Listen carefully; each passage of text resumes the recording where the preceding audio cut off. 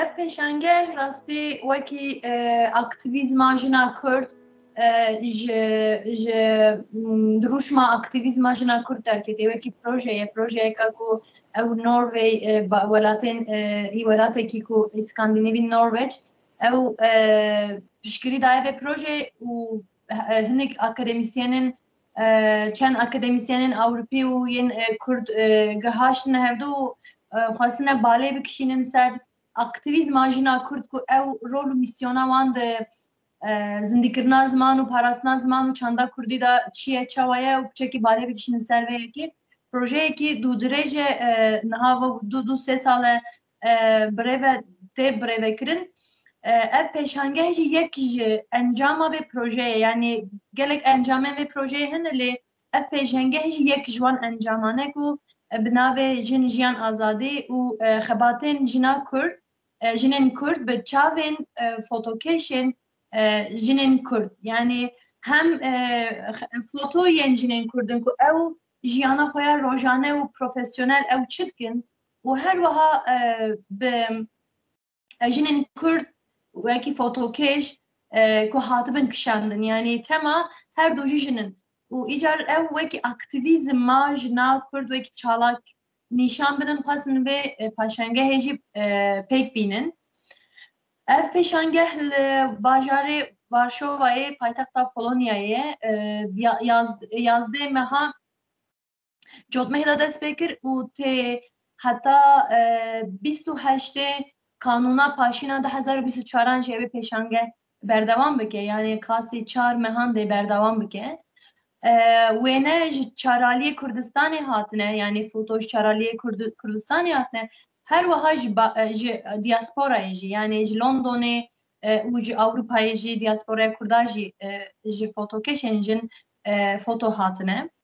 Jiyana jinan berbiçav dikin ev pêşangeh ev foto. Li ser meselê yek ew futbol yani çi dibêjin jê re ew keçekê ku skorên gelekî baş hildaye û keçek yani ew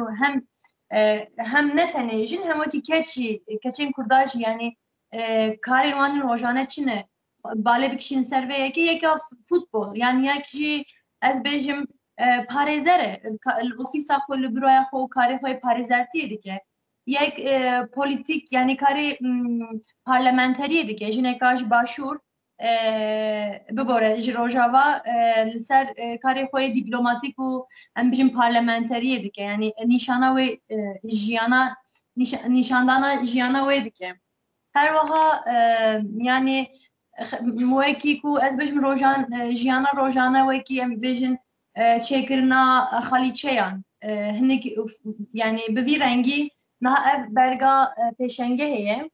li vir jin xalîçeyên rengareng nex çê dikin er jî wekî tîşeyekî profesyonel yani jin vî karî jî dikin li Kurdistanê û ji rojhilatê fotoyekî hatibû bigore li ji başûr Silêmaniyê fotoyekî pir balkêş hatibû niha ez dixwazim wiha rêkim nîşanî vedim. Li vir sê jin karên elektrîkê yên teknîkî dikin yani li fabrikayê heta çar jin karên teknîkî dikin û xuyayê wekî yani pisporê elektrîkê tev digerin yani jin ne tenê em bêjin pîşeyên wekî ku em ên wekî normal dizanin dikin her wiha pîşeyên bi vî rengî jî dikin. Ez demeke dirêje li Bakurê Kurdistanê li gundên Kurdistanê digerim ez wekî berhevkara folklora Kurdî yani ez bi xwe jî aktivîsta ziman û çanda Kurdî me hewl didim biparêzim û materyalên çandî berhev bikim û ziman cardin ji bo zindîkirin û parastina ziman û çandî ez demeke dirêje dixebitim li Bakurê Kurdistanê. Loma ez jî wekî berhevkar beşdarî yani dema ku ez çim sahayê bi jinan ra hevpeyvînan çê dikim ez her wiha fotoya wan jî dikişînim fotoya wan ên rojane ku ew çi karî dikin wekî stranbêj wekî dengbêj wekî çîrokbêj ez bêhtir li ser çanda devkî berhevkariyê dikim. Loma ev hem karê min e peywira min e hem jî ez hewl didim kar û peywirên wan ên rojane qeyd bikim û tomar bikim. Loma ez bi vê fotoya xwe beşdarî ew kêbûm pêşangehê bûm. Ev li gundê me ye ku ez lê hatim dinê. Li derdora min qasî 10 stranbêjin stranên ku devkî dibêjin li ser stranên dawetan şînan. Ez min li wir ew wê demê dema ku min ew kar kir min ew kişandin. û ez bi vê fotoyê beşdarî vê derê bûm. Yani ev tu zanî ev tiştekî balkêş e ji bo ne tenê ji bo me Kurdan, ji bo hemû milletên dinyayê. Ji ber ku tu zanî jinên Kurd belê bi saya jin jiyan azadî bi saya paradigmaya tevgera jina Kurd jinên Kurd îro bi dengê xwe bilindtir dikin, berştir dikin, li dinyayê hatine nasîn û niha popülariteya wan li dinyayê berbelav bûye. Ev tiştekî gelekî baş e ji bo jina Kurd. Lê ne tenê ji bo jina Kurd, ji bo hemû jinên dinyayê tevgera jina azad tiştekî dibêje. Ne tenê ku em bêjin bi jina Kurd sînordar e. Ew dibêje azadiya ji bo hemû jinên dinyayê. Loma dema ku em vê pêşangehê kesên din ji welatên din kes hatin vê pêşangehê dêt ew rengînî û cudahiya jina Kurd a rojane jî dîtin. Tu zanî ji ber ku jina Kurd wekî em bêjin gerîla wekî her wiha qehremana şoreşa Rojavayê tê zanîn. Lê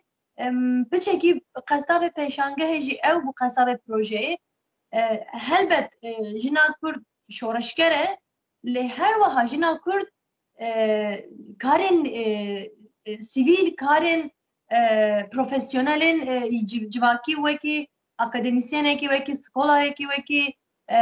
yani karên rojane jî dike. Ama me xwest piçekî ev bê berbiçav bibe û kesên ku beşdarî vê pêşangehê bûn rastî jî hestewar bûn û ji bo wan dema ku me panelê jî çêkir ew pirsên gelekî xweş dikirin. Yani bêhtir ku baş nas bikin rengînî û cudahiya jina Kurd, çalakî bûna jina Kurd dema ku didîtin bêhtir balkêş bû ji bo wan. Yani zimanê Kurdî û çanda Kurdî, folklora Kurdî tenê yan jî milletê Kurdî tenê bi rojhilata navîn bi Mezopotamyayê sînordar nîne. Yani ziman ne tenê zimanê me ye, çand ne mîraseya me Kurdan tenê ye. Çanda Kurdî mîraseya dinyayê ye, em jî milletekî vî dinyayê ne. Loma ez dibêm ev berpirsyarî û parastin û işte pêşvebirin û zindîkirina ziman û çanda Kurdî ne tenê berpirsyariya Kurdan e. Yani belê em mecbûrin bêhtir berî her kesî ber bi ziman û çanda xwe biçin û ew wekî em lê mixatebin lê ev mîraseya dinyayê ye. Ji ber ku Kurd jî milletekî dinyayê ye. Çiqa em serê xwe bi çanda xwe bilind bikin bi dewlemendbûna rengînî û zengîniya çanda xwe serê xwe bilind bikin her wiha dinyayê jî divê serê xwe bi çanda Kurda bi zimanê Kurda ku zimanekî rastî jî dewlemend e gerekî bilind bike. Yani ev kengê tê famkirin karên wiha yani pêşangehên wiha em bêjin karên wiha bêkirin ev bêhtir rol û misyona milletên din jî berbelav dibe. Dema ku me panelê bûn mînsan pirs dikirin meveyekê digo. Yani em bêjin pêşangehekî bi vî rengî dike ku ev tişt li Kurdistanê li rojhilata navîn sînordar nebe. Her wiha dersînorî be û bibe perçeyên milletên din jî. û milletên din jî xwe pêşa bikin. Xwe lê bigirin, lê miqatebin. Loma ev xebatin vî rengî karîgerin. Yani karîgerên ku ew hereketbûn û berbelavbûna çanda Kurdî bêzanîn û lê xwedîtîkê lê bê derketin. Ev rol û misyona Kurdan tenê nebe li gor min. Yani ev ji bo hemû milletên dinyayê wiha. Hemû kesên ku xemxurên çandê û zimanî wekî dinyayê bin divê xemxurê çand û zimanê Kurdî bin jî. Îcar li gor min ev dike ku karîger be pêşangehên vî rengî xebatên vî rengî ku dersînorî ne tenê li Kurdistanê ne tenê rojhilata navîn dersînorî be balê dikişîne ku Kurd hene çanda wan dewlemend e ev berbiçav dike. Loma divê xebatên wiha tim hebin yani. Dema ku em hatin vê pêşangehê li Varşovayê paytexta Polonyayê ام چون جبو خارن ام چون جیه که ام رونشتن لور دروشما جن جیان آزادی هاتبو نخشاندن لسر چرچوه که لسر پوتکه که وکی نخشه که جن جیان آزادی هاتبو نویسین او دانی بون لگل کاسه خو لگل تکتنا کافه خو رستورانته دما کوم افدیت اف جی کی بیانی بو اف جی کی ولاته کی بیانی بو و رستورانته کی بیانی بو ل دروشما جن جیان آزادی به کرد و کرمانجی نه وکی وومن لایف فریدم وکی کرد و کرمانجی yani rastê jî piştî salekê ev piştî jînayê jî jîna mehsayê jî yani li dinyayê û li rojavaya dinyayê dengekî berz bi dengekî bi dirûjmeka berz û tişta qestaka me kir yani ne tenê em ji bo jina Kurd dibêjin yani paradigmaya jina Kurd jî ne tenê ji bo jina Kurd ji bo hemû jinên dinyayê tiştekî dibêje tiştekî nû dibêje tiştekî baş dibêje jiyanekî nû dibêje loma medît ku ew tenê ne Kurdistanê û Rojhilata navîn her wiha îro li Rojhilata Ewropayê eştera bêjim rojavaya dinyayê jî berbelav bûye û hêdî em digîjin qest û mirazên xwe ji bo wekî jina Kurd em digîjin qest û meraza xwe ev tiştekî baş e û kengê meriv dikare rastî jî veya berbiçav bike û dengê xwe bêhtir berz bike dema ku ne tenê jina Kurd hemû jinên dinyayê bên gel hev birêxistin bibin li ser dirûjma jin jiyan azadî li ser paradigmaya jina tevgera jina Kurd ya azad ancak wê demê meriv dikare rastî jî jiyaneka nû revîze bike nû da dîzayn bike bê em bêjin bê hişmendiya bawek salarî meriv dikare çaxê ji nû va dîzayn bike jiyanekê ji bo jina azad ne ji bo jina Kurd azad ji bo hemû jina azad ji bo jinên dinyayê loma rêxistin yani rêxistinbûna jinê tişta herî muhîm e û wekî min got dema ku me ew dirûşimin li wê restorantê dî em gelekî serbilind bûn ji ber ku tenê ciyekî sînor nebûye û li hemû dinyayê bela dibe û tê famkirin û tê zanin ku qesta vê dirûşmê çi ye